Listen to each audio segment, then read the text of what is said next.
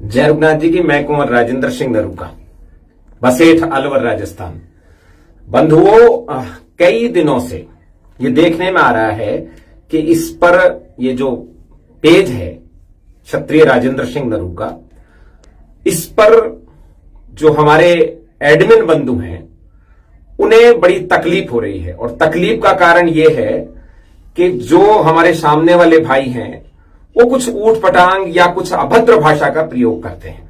आज हम उस पर बैठकर चर्चा करेंगे। आप जो लोग जुड़ रहे हैं सभी को सादर जय रघुनाथ जी की।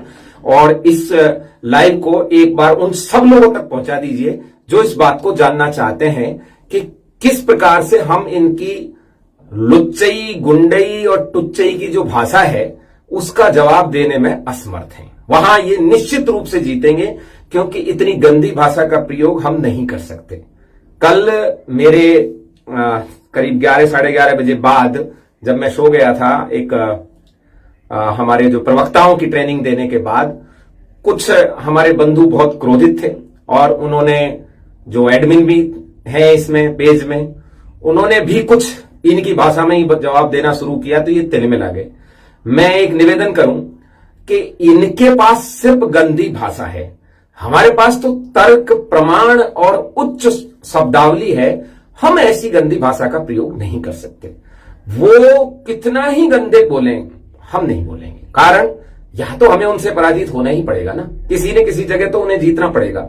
वहां वैसे कोई कमी नहीं है, यहां प्रदीप बाता जैसे, हमारे प्रदीप राघव बाता जैसे भाई भी हैं, और जरूरत पड़ गई तो कोई और एक आध भाई ऐसा आएगा कि ये तिलमिला जाएंगे उनकी गालियों के लिए। लेकिन मैं उनको कभी भी इस मामले में ये सपोर्ट नहीं करता कि वो गाली गलौज से बात करें, क्योंकि हमें और दूसरों में यही फर्क है। ये कुल का, वंश का परिचय होता है, आदमी की शब्दावली, आदमी की भाषा। अब मैं बताता हूं आपको कि ये इतनी निम्न भाषा का प्रयोग क्यों कर रहे हैं। आपने एक चीज देखी होगी, करीब 1 महीने पहले तक ये डिबेट कर लो, प्रमाण दिखाओ, इसकी रट लगाए बैठे हुए थे।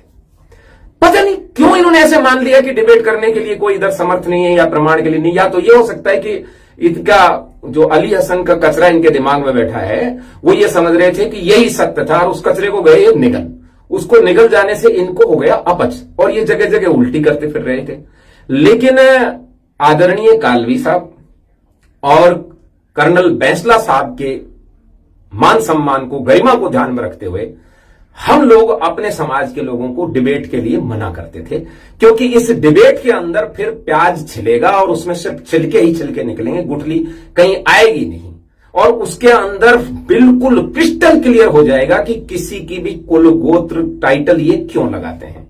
और उसकी जब इनको जानकारी मिलेगी तो ये तिलमिला जाएंगे। और हम बिल्कुल नहीं चाहते कि जिस समाज ने हमारा साथ दिया है उस समाज को हम किसी भी प्रकार से अपमानित करना चाहें। नहीं मान रहे थे, लेकिन जब बहुत ही ज्यादा हो गई, अति हो गई, और अब आदरणीय कालवी साहब भी दुनिया छोड़ के चले गए और कर्नल बैंसला साहब भी दुनिया छोड़ के चले गए, तब मैंने एक दिन कह दिया कि भाई जिसको डिबेट करनी हो, जहां करनी हो, जिस विषय पर करनी हो, जिसके पास जो प्रमाण हो, जहां कहे वहां लेकर आ जाओ। लेकिन शर्त यही होगी कि प्रमाण प्राइमरी सोर्सेज पर होंगे, न कि अली हसन चौहान कचरा फेंक गया और अपन ने निगल लिया ना। 100 साल के भीतर की कोई भी पुस्तक नहीं होगी। 100 साल पहले तक की जो भी पुस्तक आपके पास है लेके आइए, प्राइमरी सोर्स आपके पास है लेके आइए। लेकिन उनमें जो संस्कृत भाषा का प्रयोग है, ना मेरी मानो ना अपनी मानो, संस्कृत के महान विद्वानों से उस संस्कृत के शब्द का अर्थ करवाइए। लोक प्रचलन में उसका अर्थ क्या है, हिंदी भाषा में उसका अर्थ क्या है। और डिबेट शुरू होगी कि किसी भी जाति का नाम कैसे पड़ता है, व्यवसाय से संबंधित पड़ता है या कहीं से लपक लिया वहां से पड़ता है, और कौन सी जाति का क्या नाम है। इनका एक और गंदा सा आरोप रहता है, आपकी जाति क्या है। हमारी जाति हमारे पूर्वजों वाली ही है, बदलेगी नहीं। जो सूर्यदेव की जाति है वो क्षत्रिय राजेंद्र सिंह नरूका की जाति है, जो राम की है, जो कुश की है, महाराज दशरथ की, वो है। संबोधनों से जातियां बदलती हैं। एक और सड़ा सा बकवास, ये तो वर्ण है, जाति नहीं। अरे वर्ण ही जाति होती है, शुद्ध वर्ण शुद्ध जाति एक ही होता है। दिमाग लगा के देखो ना, ब्राह्मण, वैश्य, क्षत्रिय को यदि आप थोड़ी देर के लिए छोड़ दें तो ब्राह्मण और वैश्य में ये वर्ण है या जाति है। वर्ण और जाति द्विजातीय संस्कार जिनका होता है उनकी एक होती है, बाकी वर्ण संकरों की तय करनी पड़ती है कि किस जाति में धकेला मारे इनको। इसलिए वर्ण संकर जाति के लोगों को यदि उनका पिता दूसरी जाति का है, दूसरे वर्ण का है, तो उसकी मां की जाति में धकेल देते हैं और पिता के कुल को राजी होने के लिए चिपका देते हैं कि ले जा, लगा ले तू भी इस कुल को कभी कभी, ताकि वैवाहिक संबंधों में दिक्कत नहीं आए। इन छिछालेदार बातों के लिए डिबेट करवाने की बात यदि एक सो कॉल्ड आचार्य करना चाहते थे, जब मन करे जहां मन करे डिबेट कर लो तुम। राजपूत शब्द नहीं था, राजपूत शब्द बहुत पहले से था, एक पहचान के रूप में वर्ग के लिए नहीं था। राजपूत शब्द राजपुत्र शब्द का ही तो शब्द है, अपभ्रंश नहीं है, अर्थ है। अपभ्रंश अलग चीज होती है, तो अर्थ है, सीधा सीधा अर्थ है। भारत की अनेक जगह पुत्र को पूत कहा जाता है। अब कहते हैं राजा का पुत्र पुत्र कहलाएगा। अरे राजा का वो पुत्र जो रानी से पैदा हो विवाह के बाद, किसी महल में बैठाकर ये महल बन गया, वो महल बन गया, वहां उसके पास जाके मनोरंजन के लिए पुत्र होता है, उसे उसकी मां का पुत्र कहते हैं। महाराज धृतराष्ट्र को ही राजपुत्र कहा जाता है, महाराज पांडु को ही राजपुत्र कहा जाता है। विदुर जी कितने ही नीतिज्ञ और ज्ञानवान थे, लेकिन उन्हें राजपुत्र नहीं कहा गया, उन्हें सदा ही दासी पुत्र कहा गया। क्यों? समझ गए ना क्यों?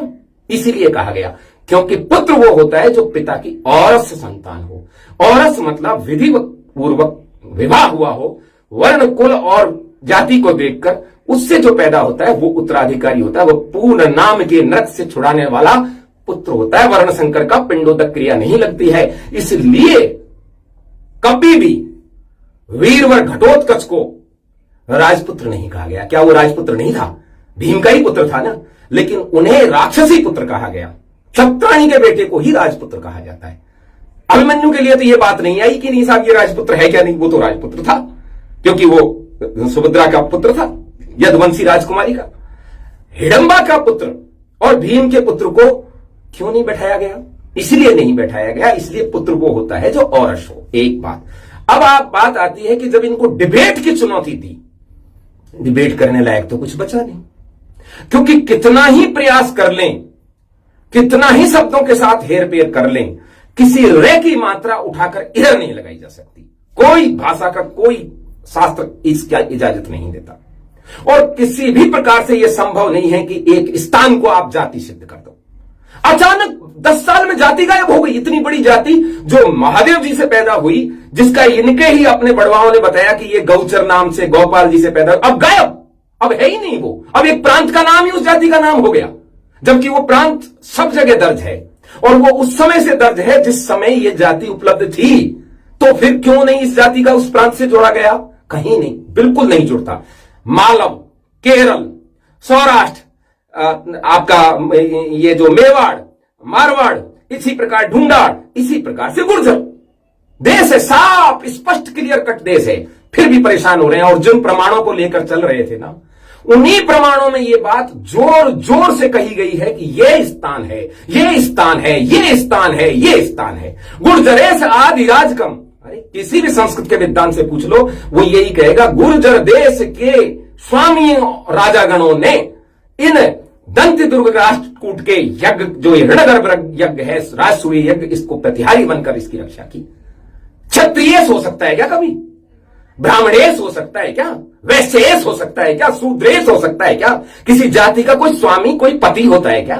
गुर्जर पति कहा गया मूल राज को, गुर्जर पति कहा गया सोमेश्वर चौहान को, गुर्जर पति कहा गया वहां के राजाओं को। कभी भी किसी जाति का कोई पति होता है क्या? पति होते हैं देश के।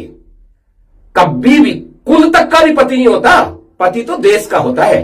अभी चौहान पति कहा जाएगा क्या चौहान को? चौहान पति तो हो भी नहीं सकता। चौहान निश्चित रूप से किसी और की कुल की स्त्री होगी, उसका ही पति हो सकता है। जहां पति, स्वामी, ईश, धीश, धेश्वर, ईश्वर लग गया, वो जाति हो नहीं सकती। वो हमेशा ही एक स्थान का नाम होता है, एक जगह का नाम होता है जहां कोई राज्य करता है, टेरिटरी होती है। इनके ये सारे प्रमाण इन्हीं के खिलाफ हैं। हमको जरूरत ही नहीं है कोई भी ढूंढ के लाने की। इन्हीं के प्रमाणों को जब ये बोले, भाई अब ठीक आपने आपका वर्जन दे दिया जो भी मन में आया, अब इनका सही सही अर्थ भी सुन लीजिए। इस डिबेट से घबराकर इनका जो ये था, उसने अचानक क्या किया? उसने अचानक जो है अनर्गल प्रलाप शुरू किया, गाली गलौज करना शुरू किया, और उसके प्रत्युत्तर में हमारे महारथियों ने जब उत्तर देने लगे, उससे मैं विचलित हूं। मेरे पास तर्कों की कमी नहीं है जो किसी को गाली दी जाए। हम गाली नहीं दे सकते, गाली में यही जीतेंगे, इन्हें जीतने दीजिए गाली में। हम तर्क, प्रमाण और सटीकता के आधार पर अपनी बात करेंगे, जब चाहे जिस प्लेटफॉर्म पे चाहे वो होगी। ये क्यों टारगेट करते हैं? क्योंकि इनके परेशानी है, दिक्कत हो रखी है इनको। लेकिन इन्हें यह नहीं पता कि राजेंद्र सिंह नरूका एक आदमी नहीं है, एक विचार है, और हर जगह राजेंद्र सिंह नरूका है। एक कोई थोड़ा सा इनका एज पेज है, वो कहता है कि अजमेर नहीं आएंगे, वहां नहीं आएंगे। क्यों? वहां राजेंद्र सिंह नरूका नहीं है अजमेर में? मेरे जैसे हजार हजार राजेंद्र सिंह नरूका बचते हैं अजमेर के अंदर। मेरी क्या जरूरत है? मैंने कब कहा कि मैं बहुत बड़ा व्यक्ति हूं? मैं तो बहुत अदना सा छोटा सा व्यक्ति हूं।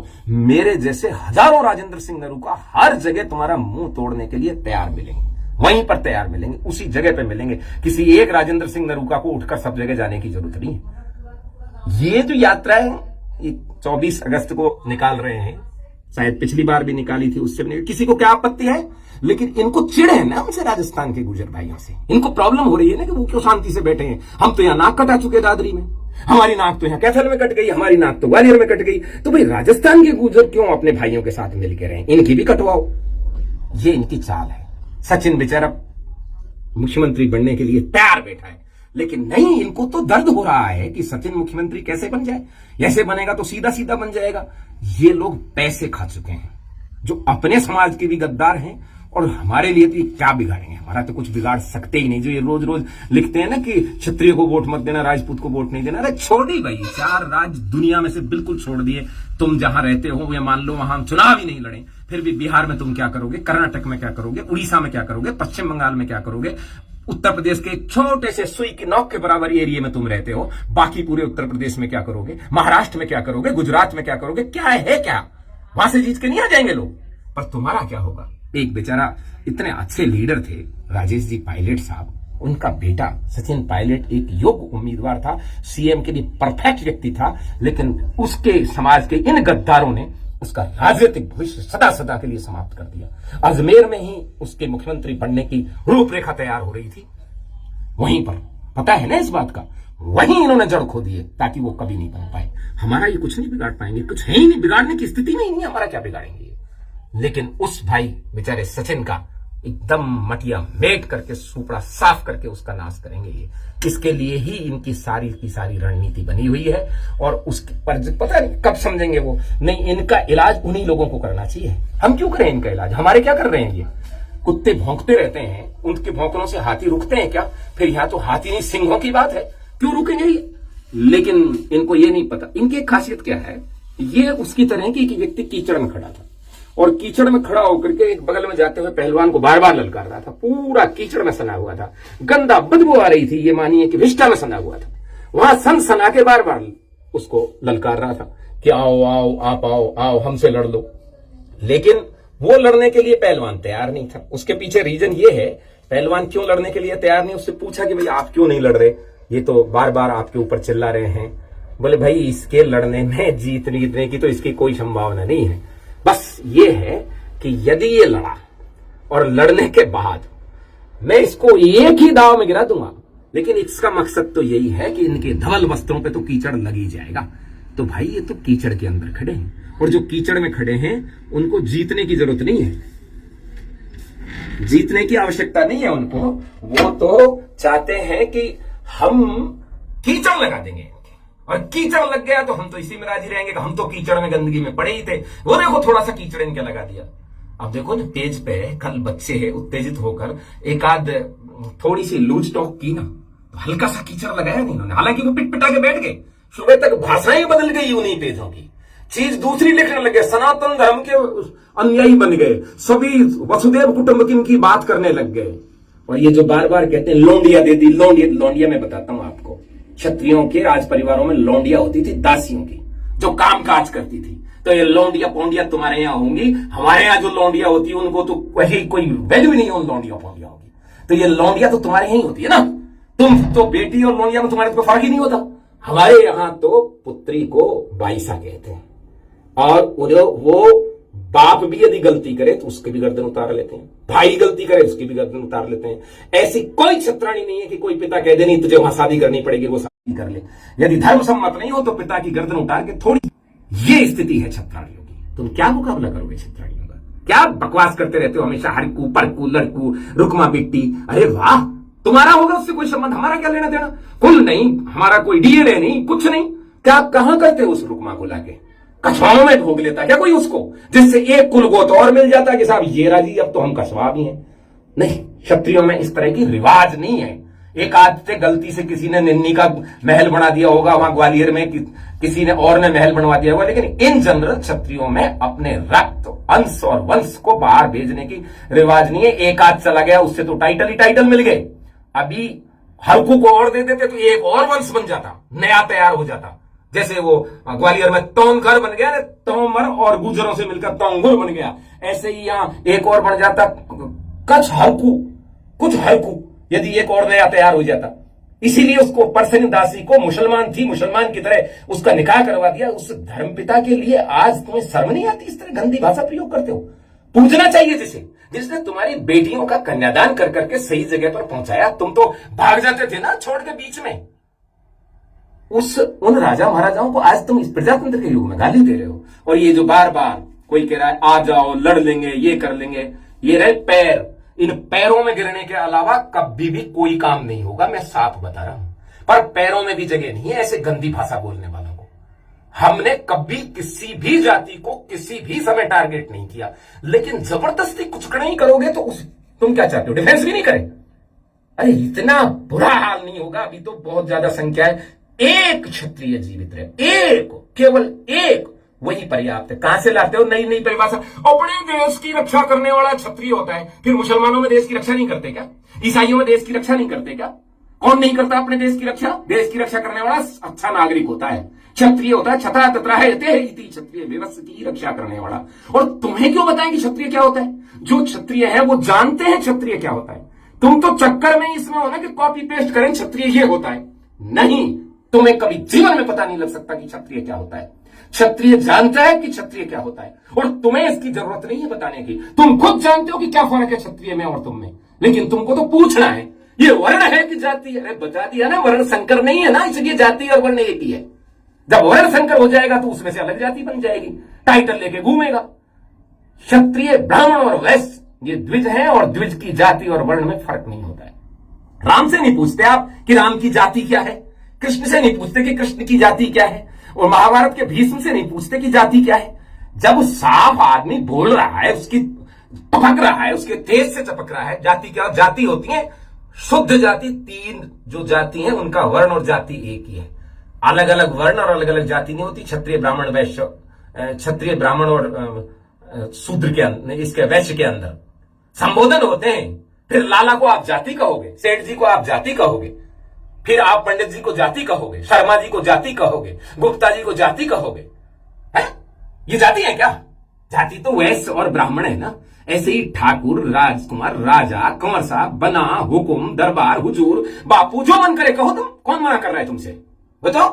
कहते ही हो ना, बापू कहते हो ना। बापू का मतलब तो बाप होता है, तो बाप है क्या हम तुम्हारे? बापू कहते हो, सम्मान से बापू कहते हो, कोई दिक्कत नहीं है। हुकुम कहते हो तो हम क्या हुकुम है? हुकुम के इक्के हैं। ये संबोधन है, ये जातियां नहीं है। जाति तो क्षत्रिय है और क्षत्रिय ही रहेगी। क्यों बदलेंगे हम जाति? बताओ क्यों बदलेंगे? क्या कारण पड़ गई हमको? हम तो उन्हें कहते कि पहले हम जंगल में भाग गए थे, फिर अब वापिस आए, इसलिए जाति की जरूरत पड़ रही है। इसलिए आपसे हाथ जोड़कर निवेदन है, वैचारिक लड़ाई है, विचार से लड़ो। कोर्ट में केस है, प्रमाण दो। आप डिबेट करनी है, जब मन करे कर लेना, पर भाषा जो है अपनी भाषा को बता के परिचय मत देते रहो कि हम तो साहब इतने गिरे हुए कुल के हैं। और मैं एक बार फिर क्षमा चाहूंगा कि पेज पर जो कुछ बच्चों ने क्रोध में आकर के कुछ लूज टॉक की होगी, तो वो मेरी अपनी शैली नहीं है, और उसके लिए मैं सभी से क्षमा चाहता हूं, क्योंकि किसी को भी आशा नहीं है कि कुंवर राजेंद्र सिंह नरूका इस तरह की भाषा का प्रयोग करें। और उन एडमिन बंधुओं से भी एक बार क्षमा चाहूंगा, बच्चों क्रोध को पीना सीखो। ये जबान पे क्रोध तो कायरों के जाता है, हमारे नहीं। जय रघुनाथ जी।